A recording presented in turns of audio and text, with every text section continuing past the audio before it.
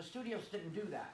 So in order to get the separation, I put these rooms together. So you have a piano room, there's something back there, and I'll just tell you what that room's all about. So we would do, with horns and strings, we'd put the harp in there, maybe the oboes and English horn back there where you're standing, and close off those doors so we can control the sound. Because up until then, studios were all carpeted to make them really dead so you can get the isolation, but the musicians can't play. And the musicians make this music, make the sound, not the studio. So when a musician can hear, and you see the delay time in this room is under 30 milliseconds, because in that delay, it's imperceptible, and a musician can hear himself back. So when you get guys that play bassoons and oboes and instruments like that are reed, you know, they don't want to, you don't want them to overblow. It doesn't sound good. It's especially violin playing. It was the musicians. I gave them the ability to play. All that came from the years of experience that I had done, and especially in Detroit at Motown, and I watched what they did. Motown had the little side rooms too. So I did something kind of clever here. This was my Bell Sound room. Now back in the late 50s and 60s, Bell Sound Studios was the most popular studio in New York City, and they had this checkered tile like this, and I had to find the company that made that. So I decorated this room like this. It has a purpose to it, so that, you know, it's like playing in the 50s. And what I would do is, when we'd have a session in here, I had a Four Seasons tape up there. So it came time to playback, I'd play back, "Don't go away, I'm no good." I played that back. What is that? Well, you're in the 50s, you guys. So I did that just for it has no acoustic function whatsoever. It's strictly so it's kind of like a neat idea, a throwback. And I already had the other two studios that were humming along. And when I built this one, I had so much credibility. Power Station was so successful that I couldn't do anything wrong. Not that I tried, but everything that I had to do, still slatted absorber and all that other stuff. And then these little side rooms and the doors, well, they manipulate like this. And they fold away so that you can open up the whole room. You'll see Studio A does that. I'm going to tell you technically how I designed all these doors when we get to Studio A, so I'm going to save that for that. So this way we can do a piano, and we can put a Hammond organ there, and a rhythm section here, and various. So we had all this isolation, and we built our own headset, talkback system, cue system. And so everybody could hear, and we got the mixers out, and everybody loved to play in the room, especially when we had like big sessions in the studio.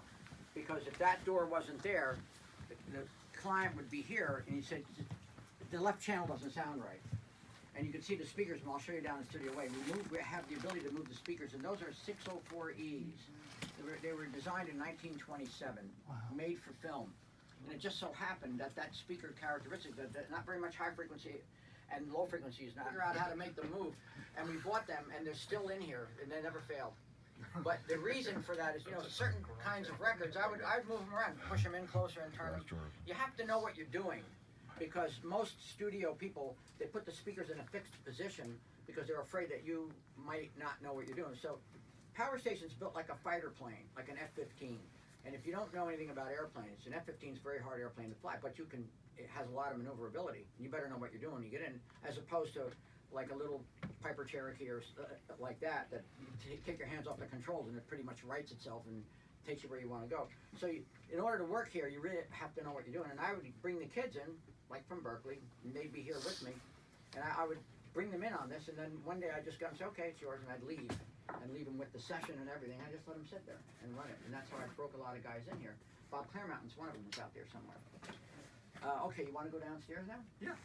Trucks in the library? No, no low frequency. No, there isn't, because the low frequencies that are generated by the instruments, the wavelength is so long. It's 30 hertz is about 36 feet.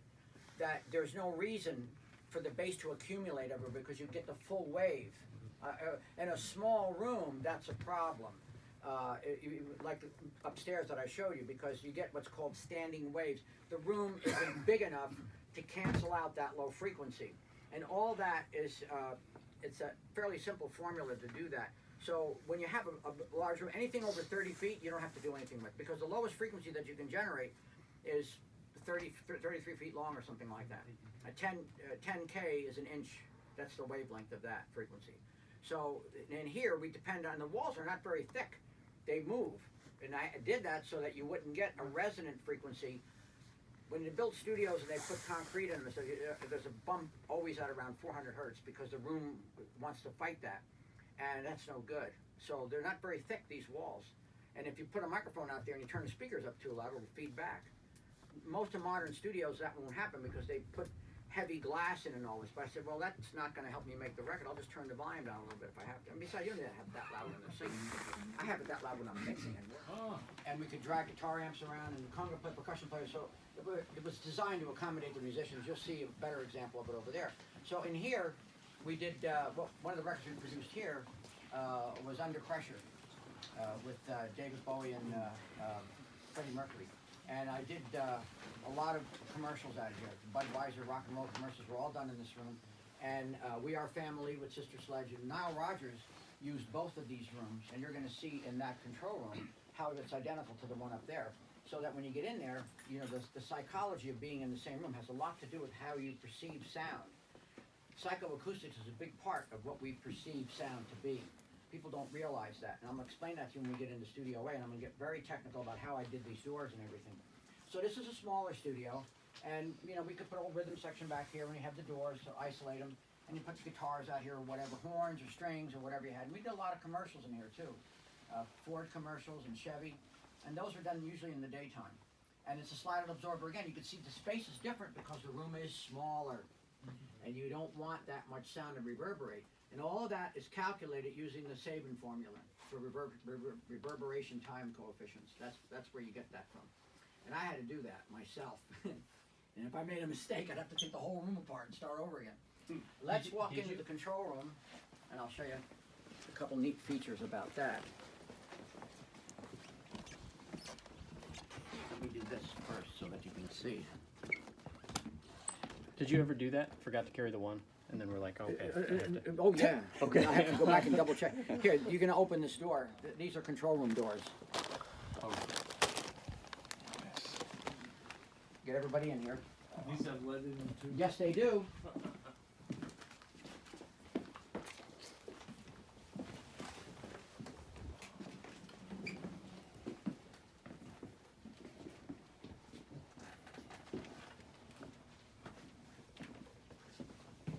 Crowd's getting bigger. There's more of you now. So, oh, wait, let's get this in here. Come on up, you can zoom back here.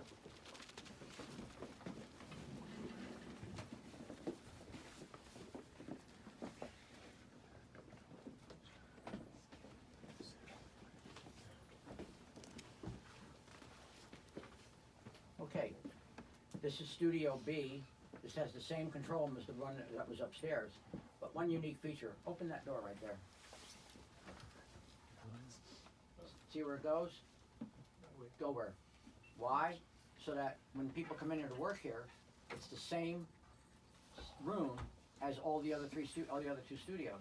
So psychologically, there's nothing wrong with the sound. But if you take that door out, it never fails. They'll just say, you know, that doesn't sound right. Because I've worked in studios that had one door to get in, okay, and it always happens. You know, why this studio doesn't sound the same as the other one did upstairs? Well, that's because there were two. So over time, you learn these things, and I used all of these experiences to my benefit when I did this. Same slotted absorber design, same tiles, everything's exactly the same. Even the window and the lighting panels are exactly in the same place. All three studios are exactly the same. So you can go from Studio A to B, to upstairs and C, and you might finish the record here, you might do some of it there, and there's no difference. The only difference is in the main room itself. So I've explained that to you over there, and now I think what we'll do is, where's Steven? I'm right here. Oh, Hey, okay. Tell them about the why the plywood in the. I did that. I Okay. put that so that you could put nails in there. So the drums slide, and people would put like a padding on it, but that never worked right. So if you put a nail in there, it's not going to go anywhere. It's up against the bass drum. You don't nail the drum, but you put a couple nails in it, won't slide. Percussion instruments, let's say conga drums and all that. We made it so that we put like pieces of wood down there and nail those in there so that the conga drum wouldn't slide. And that was good because the musicians can play better. These studios are all about the musicians. They're not about decorative design or architectural enhancement. It's all about what's good for the musicians to play, because it's the musicians who make the music, not the studio. but Power Station became known for its sound, and it had nothing to do with this. It had to do with those guys out there. Let's go into A. Going to eight? Okay, great. You wanna go into control room first, or, the event tomorrow night, we're honoring, Tony with the American Masters Award, and, we'll be doing it right here in Studio A, which is a fitting place. Yes. That's why we have tables and linens and stools and everything already loaded in at 8 a.m. this morning. Come on in, there's plenty of room, so keep coming.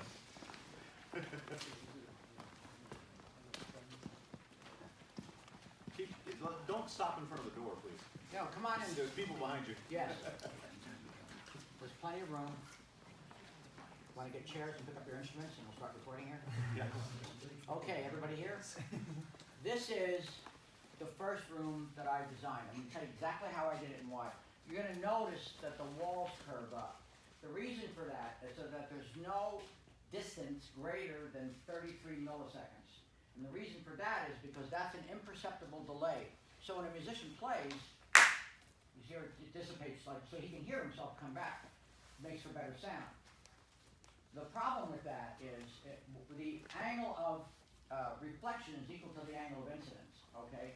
So the boards up there have to be skewed as much as 15 degrees so that when it hits, it won't create what's called focusing. Like if you have a parabolic reflecting a dish antenna, that's what this is, upside down. So in order to get rid of that, by having the slatted absorber, I was able to control the reverberation time in sections. So the reverberation time of this room is 0.75. The reason it's that's the time that I selected is so that the incident sound from the source, if you put the microphone up to 3 feet away, the diffuse sound field will be 15 dB below that. I had to calculate all that. So nobody sings 3 feet away from the microphone. But if you get that far away, then you start to get the room sound mixed in. But then if you're here playing, the microphones are fairly close. As a musician, you can hear yourself, and that's what made all the difference. Put a horn section here, the trumpets would be there, saxophones would be here, and they can hear each other. So that makes for a better situation. Anything above 1 second, molecular absorption takes place. That's when the air absorbs the sound. And it is an exponential absorption. It's not linear. So very few things are linear when you deal with acoustics. But that's the one thing that I studied, and I realized that up to a second, I got a lot of high frequencies I'll be able to do. You go over a second, then it starts to absorb the sound, starting with the high frequencies first, and it absorbs it at an exponential rate. Now, over here, this is kind of cool. This is the rhythm room, and what we were able to do, I'll tell you how to do this. I'm gonna pull these out.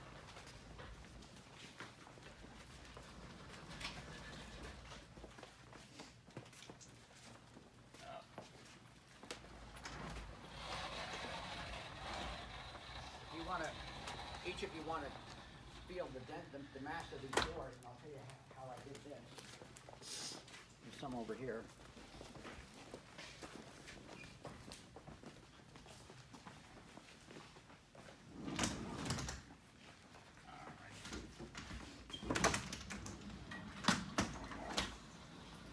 These doors will close off all 3 sections. Now, in order to do this, these are mall doors. They use them in stores. So I had the company come over, and I had to calculate the resonant frequency of the door. These doors, the resonant frequency is about 60 hertz. That means the first harmonic is 120, okay? So what that means is if you get an instrument, or like a bass, and you could generate that fundamental frequency, the harmonics will cause this to resonate, and it'll vibrate and actually amplify the sound. So what I had to do is I had to mass load these doors, and I had to calculate exactly how much I had to do it so that no matter how loud you play a bass guitar, they don't move. They're not subjected to resonance. Like if you have double plate glass in your house somewhere, you can hear you tap on one and it rings. This doesn't go anywhere. So how did you mass load them, Tony? Heavy Did you glass. Put stuff. Oh, so you put heavier glass. Yes. Is there glass down below No. there too, or what's No, down there's there? just there's plywood down. I don't know. I forgot. Okay. There's maybe plywood down there. Okay. So the other thing that I did, you see, this is this sound lock for the doors themselves, so that sound refraction doesn't like to go around the corners. by putting those in, I can get up to 12 dB of isolation from room to room. That may not sound like a lot, but it's a lot, and that's enough to do what you have to do. So we're able to put strings in here, horns there, the rhythm section in there. I've had as many as 120 people in this room, except the room is too small for that many. If you have that many people, it goes into what we call acoustic compression. That's when the reflected sound off the walls is equal to the incident sound being generated, and that's called acoustic compression. But the rooms were never designed for that. Generally 30, 40 musicians, but occasionally we've had like big stuff in here. It works just as good. Nobody knows that. So that's how that was done, and I had to do all this myself. Then an interesting point of this part of the room is that one day we decided to put the drums out here to see what would happen. And we put, there's two microphones hanging up there, but we also put two U87s that are facing the wall. We put the drums like right over here, and we put the keyboards and the guitars, rock bands, and we started playing the drums. I had close miking on them, and we had those room mics out there. That's where the power station drum sound came from. This room and doing it exactly like that. It was never designed to do that, but I said, well, let's see what happens if we do that. And all those records, the Springsteen records and the Mick Jagger, and all those records that were done in Studio A, we became famous for that drum sound. Only one other studio was able to come close. That's a studio in England that Phil Collins used. But nobody could touch us in the city here. Nobody could even come close. So that's why we got all the business. The sound locks, so anyway, we did that, and we would put the horns out here, or horns and strings if we had a big orchestra. And Broadway shows, you put them in each room. And those doors gave us the ability to isolate things. And sometimes we didn't close them all the way. We left them open a little bit to get the leakage, because that was a desirable effect if you wanted to use it in your recording. So the flexibility of this room was so far beyond any other studio, because no one ever did anything like this before. And since I think it's been done, since some people put side rooms in, but this was from inception, that was all designed on purpose to do that. And that's what, and you can see up here, there's more absorption in the slider absorber down here, and as you go up higher, you see the boards are closer together. I did that so that the reverberation time at the top is greater than the reverberation time at the bottom, so that the microphone doesn't hear that, but the musician does. And that piece way up there doesn't have any acoustic importance whatsoever. It just gave me the ability to say, it's 5 feet taller than it really is. And that's what I did. So, and then this is, well, all the microphone panels are replicated in each room. And what we did, we took off the locks on here. So when you plug the mic cable in, if you trip over it, it doesn't pull the wire out, it pulls the cable out. So these are some of the little nuances that went into this studio, based on how many people would trip over the mic cable, and you got to go back and put it all back together again. In other studios, like Media Sound had a fairly big room, but this room is 52 feet by 48 feet by 37 feet tall, out here. And it served us really well. We had a ton of hit records come out of here. Now Rogers produced a lot of them, and we did Broadway shows here in C. To True Room. So now you understand. Now let's go in the control room. While you're going in there, they took the doors off because of the event we're having tomorrow in the fire. It's 8068. Is that what this is? 8088. Oh, I don't know. Yeah, it's I don't remember. 88. I bought it. I don't remember what it was.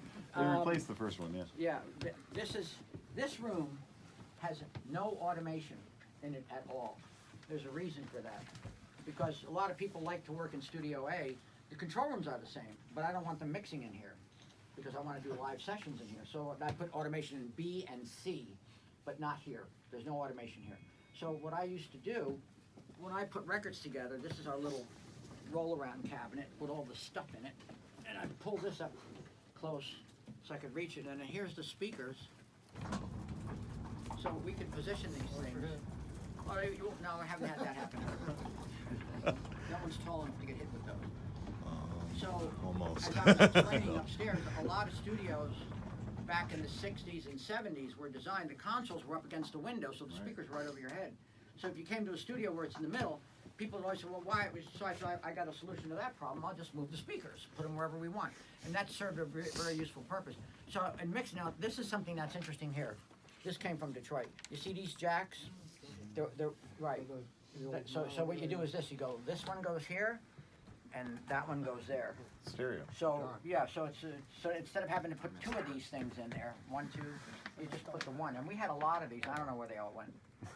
But we used these, so no, and we used the ADC jacks, and not the mini jacks that they had back then, because these things never wore out, they never broke. The little mini jacks, when they first came out, were a big problem. So I had the ability in there, the echo chambers you saw downstairs, did they see them downstairs? Not, No. these guys didn't, but we did earlier. Well, anyway, there's EMTs down there, and we can patch them to the different rooms in here. So I would sit here and put a record together, and then put the tape machine right about where you're standing, so I could sit down and I'd do a little at a time, and I'd turn around and I'd edit the whole mix.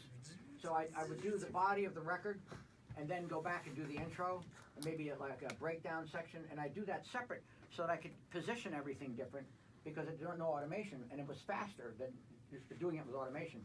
Had lots of hits like that came out of here. Talking Heads I did here, and some of the Ramones stuff, and I did it that way. And then Niall did the Chic records here, and Let's Dance, and Diana Ross. Oh, I know, the other record up there was Why Do Fools Fall in Love, the Diana Ross hit. That was done in Studio C. And the other one, Upside Down, and I'm Coming Out was down here. Yeah. Here and B. And then I worked with Diana Ross in Detroit. So when she would come into the studio, you had to call her Miss Ross. Except I used to call her Diana, because that's what I called her out there. So I didn't have any issues like that when I had to work with her. So the studios are identical, and you see there's a glass there and the platform over there for the dimmers. And this is how we did it here. And all these little nuances are a result of having all the years of experience in working in studio. So when I got to build my own, I put everything that I learned into the studio. Fortunately, I had enough of a background in acoustics so I could do all the math that has to go with this stuff. So I did that. Now I had to hire, to get that room out there right, I had an NYU physicist, and I had a guy from MIT to say, but I want the reverberation time to be 0.75, but I want it to be change as the room goes up. Well, those are some ridiculous calculations. I don't have that discipline. I only went to high school. I never made it to Rutgers, and I couldn't do it. So I brought two guys in, and I looked at the numbers that they gave me, and those two guys couldn't figure it out. So I had to take an average, which was about here, and I guessed about how it was going to be. And the thing about that slatted absorber is until you get the last part of the room up, it doesn't sound right. It's the scariest thing I've ever done. Because if I made a mistake, I have to take it all apart. You know what it would cost to do that? A lot of money, especially if the planks had to be curved so that the reflected sound, the incident sound was, even though the angle of reflection is the same, if the board's twisted, it won't come back to a source. It'll just bounce around the room, which is what you want. You don't ever want that, like a dish. That's why a dish is like that. The LNA, that's the receiver part, and the dish takes that very high frequency off the satellite and points it toward that little, the LNA is what that's called, the receiver part that's in there. And you've seen on football games, they have the little glass thing that follows around. Well, that's what that is. And when I started to design this, I couldn't get anybody to give me anything for this, because they all thought that this is crazy. This is never going to work. So when it came time to put the money into this, I had to depend on my hit records to write the checks. I was producing records while I was building it, and it kind of worked out. So Power Station is the only studio in the history of multi-track recording studios that was ever designed to be a multi-track studio from inception. This was all thought of because I knew we were going to have 24 track, and why do you want just one room? So all those little side rooms, and a lot of that came from my time at Motown in Detroit, and I saw what they did. We were the first to introduce talkback, single button punch-in for the tape machine. You don't know what that is. And you hit play, you could hit record, and if you want to punch out or stop, you hit play again, and it would be uninterrupted. Most tape machines, in order to stop it from recording, you had to hit stop. Well, if somebody's singing out there and you could talk into the headphones. Nobody could do that in New York. I brought all that from Detroit. They would be working with the Marvelettes, and here's Wanda singing, and Norman Whitfield might be producing or smoking, and he'd say, all right, now the next verse, what I want you to do is to sing a little bit stronger, and it worked. And everything worked out there. That was an amazing place. If you ever go to Detroit, for whatever reason, you want to go on that tour. Yes. The Motown. You been on that? Been there. Oh, so you saw that room. That's Yes. why I cut my teeth in there. There used to be 2 8-tracks hanging up there. And that little machine, they tell you that the groove on there is from no, it's from rolling the chair back and forth. But I worked on it, and then we had a mono machine. We give the producers a mix of, and every, forgot, every 30 seconds it would put beep, there'd be a tone that would go on the tape. You know why? Because the producer were taking the tracks and selling them. So we had to do that. That's in Detroit. Motown could do no wrong. In fact, when Brian Holland, Lamont Dozier, and Eddie Holland were probably the most famous producing and writing team in the history of the business. And Brian knew how to use the studio. And when I was working at Record Plant, I recorded in one session, The Band of Gold, Give Me Just a Little More Time, and Mind, Body, and Soul. One session. And they made me find the musicians for it. And I said, you want me to do that? I was like maybe 19, 20 years old. And I recorded those down here at Record Plant, which is no longer there. So all of these experiences I bring here, and I use them today too. Even when I bring in people from school, from Berkeley, when we bring them in, sit them down here. I make them sit right down, and the first thing I do is I turn the I listen very loud, and when I see a kid come in, he puts his fingers in the air, I stop everything. I said, what are you doing? It's too loud. Are you going to tell that to Mick Jagger when he comes in here and makes you turn the volume up? He says, well, it's too loud. But then you can't work here, because either you learn to live with it, but you don't get tinnitus from listening at loud levels. It's loud levels over a period of time. Short bursts of 2 minutes. When you go to a concert and it's loud, that's not good. But in the control room, you can play it back loud and you'd be okay for quite a while. So a lot of these little idiosyncratic things that you learn along the way are what we apply here. And I certainly have the track record to back it up. So that's kind of valuable. You're hearing it from the real deal. What did we leave out? Did we leave anything out? I think this is good. I think, do you guys have a couple more questions? Yes. Were you in here during the blackouts in '77? Yes. What was that like? Well, it was dark. We lost power. There's a power, when I bought the building, it was a TV studio, and it was all gutted. And, you know, they built the rooms up here, and we have 5,000 amps of electricity in the basement, and we're using about 250 amps to power everything, maybe 300 amps, I don't remember exactly. But it was dark. And nobody was trying to break in here? No. You see, the reason, when you come to the studio, there's no sign out there, because nobody knew we were here. Otherwise, did I have them on the second floor, the microphone collection up there? No, that was We have about $3 million in microphones on the second floor, all kinds. And people know that they're there, they'll break in. But nobody knew we were here, so there's no reason to break in. There's no sign. Nobody knows what this is. Most studios are like that. There's no sign. Maybe A&R had a sign outside, but it was on the side of the building. That was a building that had more than one facility in it. Oh, we do want to show them the stairwell. The stairwell. Oh, That yeah. was gonna be my We'll question. get to that. Okay. All right, what We are introduced any Tony questions? earlier. Yeah, sure. What happened? Tony, we have a second tour group walking through. Would you mind just saying hello for 2 seconds to them? Second tour? Yeah, they've been They've going. been through the building, They've but been they through just, the building. they just want to meet you. Oh, But Famous stairwell.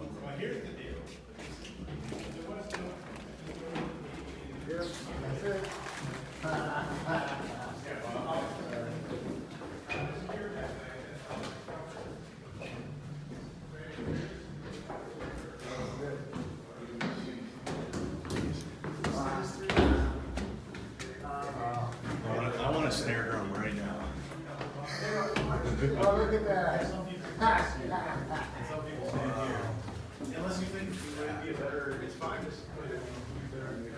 hey guys, keep on coming up if you want to see. Hear Roy talking about this. So I guess the different time is now we got some people in here. Yeah, I'm sure. Yeah, it's gonna be a lot different. Huh? It's gonna be a lot different. Yeah. So keep coming up. There's a lot of people behind us. I want to get everybody to where they can hear Roy talk about this. It's too bad Bob's not still here, because did you ask him about it? Yeah. He told the story. Because there's a beginning idea that he had before they built the place. He said that it was his idea. Yeah, because they were sneaking in here before they got the building. Yeah. He said he locked himself in the first time. Yeah. How we doing? Is everybody in? That's why he thought of that door stop. Right? What's Oh, yeah, that? That's why he went right for the door stop, right? Yeah, exactly. Wow, this is cozy in here. Yeah. I never thought you'd be having a discussion in a This many stairwell. people in the stairwell. So this was the original chamber, we call it chamber one. It was the longer of the two chambers, reverb time wise, and very beautiful. I guess they built this chamber early on. Bob Claremont sort of got the idea, Bob and Tony put these speakers in here and microphones. Microphones changed over the years, but this is where they ended up now.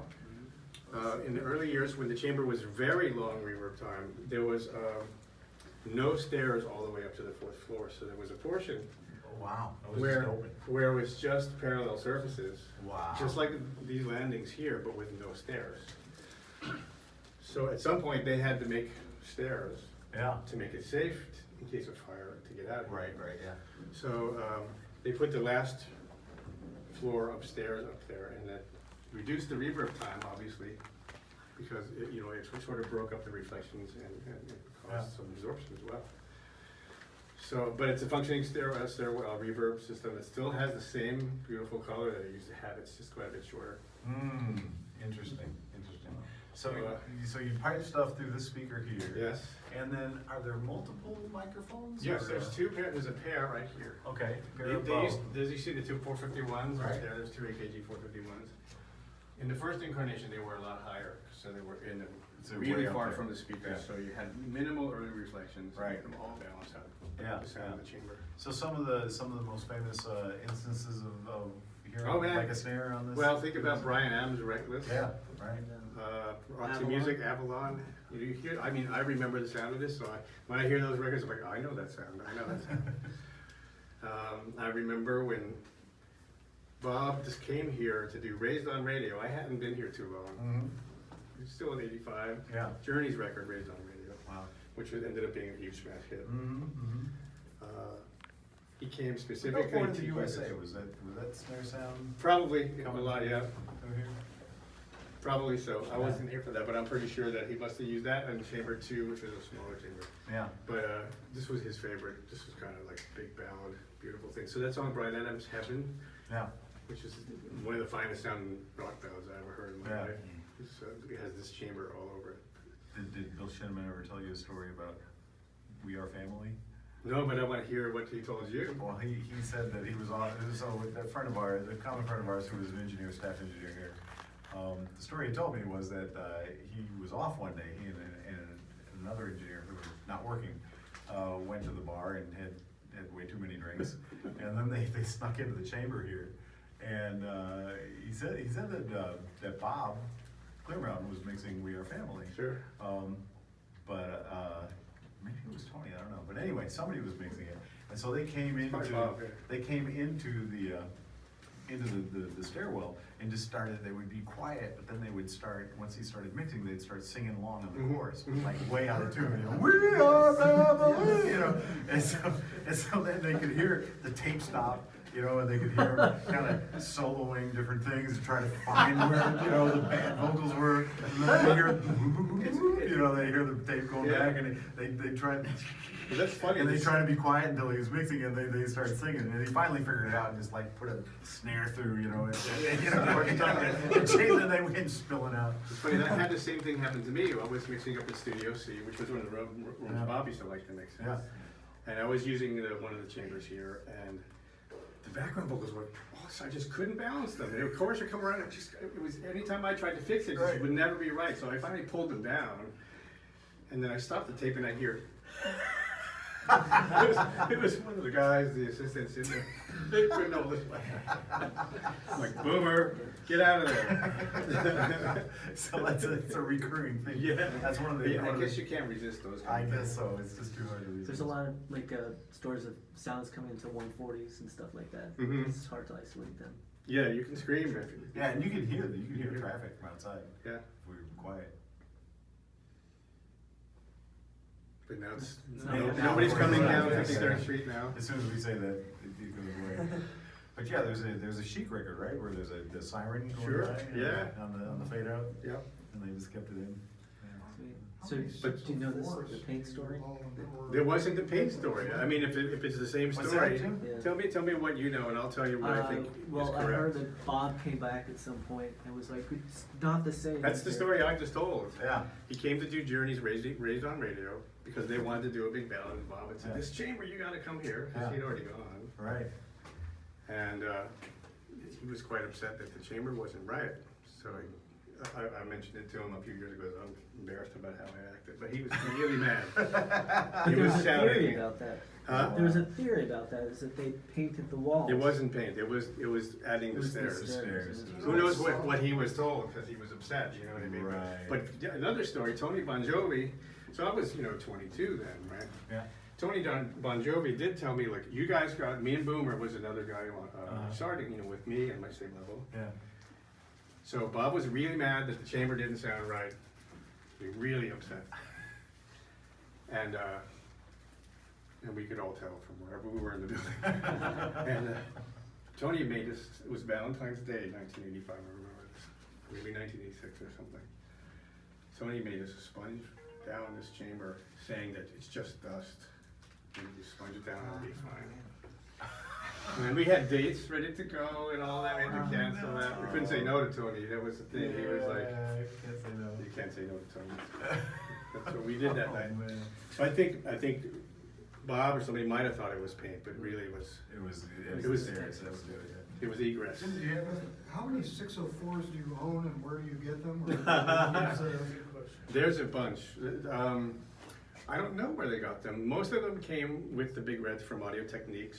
Okay. Remember Ambrosius Yeah, had yeah. that company, right? And then the And then- juries used them too, I think. Yes, they used to, their own, they had Altec make special ones for them, blue horn and all that. Now there's a guy called Bill at Great Plains Audio, and he has one of the original Altec tooling setups. Oh, He's okay. still making them. You're still making them, okay. He's an old guy, you can find him on the web. Matter of fact, you'll see a picture of one of the studios from here or there. But he'll make you new ones or recharge these ones. He'll recharge the magnets for you and all Oh, there's just so many. Yeah. I know, it's amazing, isn't that. it? Yeah, It's that was the speaker of the day though. You Yeah. know? Oh, You know, absolutely. Beatles records, they were mixing on 604s and 605s that were sneaking over here. If you And- talk to some of those guys, yeah. And the G is your preference, did you say, or the E? Or was Oh, well, these big reds were 16 ohm things, so they were G basically, but with 16 ohm voice coils and these special crossovers. Yeah. The G being the bigger frame, right? Those aren't, oh, crossovers are custom or? Those are Mastering Lab Oh, Mastering crossovers. Lab. Remember Doug Yeah, Sachs Doug Sachs. Yeah. was making crossovers for a few different things. He was kind of a pioneer. Yeah, yeah. Amazing mastering guy. Yeah, yeah, just recently. You can see his logo on it. Yeah, yeah. All right, well, Sorry to hear about Jason. you guys should Yeah, probably get thank back to you. the show. Yeah. Let's give Roy another round. Yeah. Yeah.